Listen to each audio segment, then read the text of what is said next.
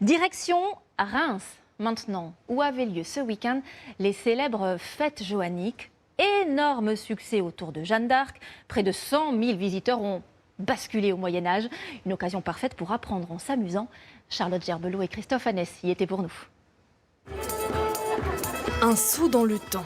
Ces visiteurs découvrent les traditions médiévales et les incontournables combats d'épée. Chaque nous, on a une fan de chevaliers et tout ça, donc les épées, les armures, tout c'est super chouette. Grandeur nature comme ça.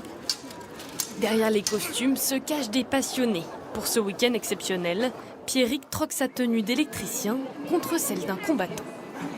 Je suis électricien, mais passionné d'histoire. Et on peut raconter, nous, la vie que pouvaient vivre des soldats au début du XVe siècle, qui suivent Jeanne d'Arc, puisque nous, on est d'Orléans.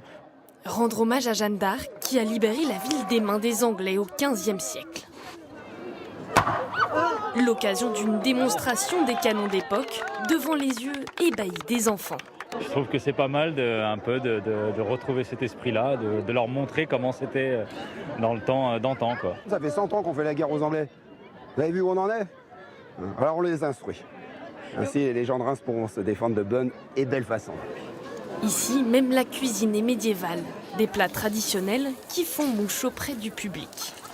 Les beignets de sureau, ça existe depuis très très longtemps. On a des traces dans des manuscrits qui datent du XIIIe siècle. C'est la première fois que je goûte ça, donc franchement c'est vraiment une belle surprise. On va vous prendre votre recette. En coulisses, celle que tout le monde attend. Jeanne d'Arc, incarnée par une lycéenne. Une petite rondelle, comme ça va tenir le manteau. Face à son public, elle a défilé suivie des personnages des fêtes. On a vu le roi, on a vu des gens sur des échasses, on a vu pas mal de monde, des choses un petit peu hors du commun. Après 2 ans d'annulation, les fêtes joanniques ont réuni une centaine de milliers de personnes. Un succès que tous espèrent revivre l'année prochaine.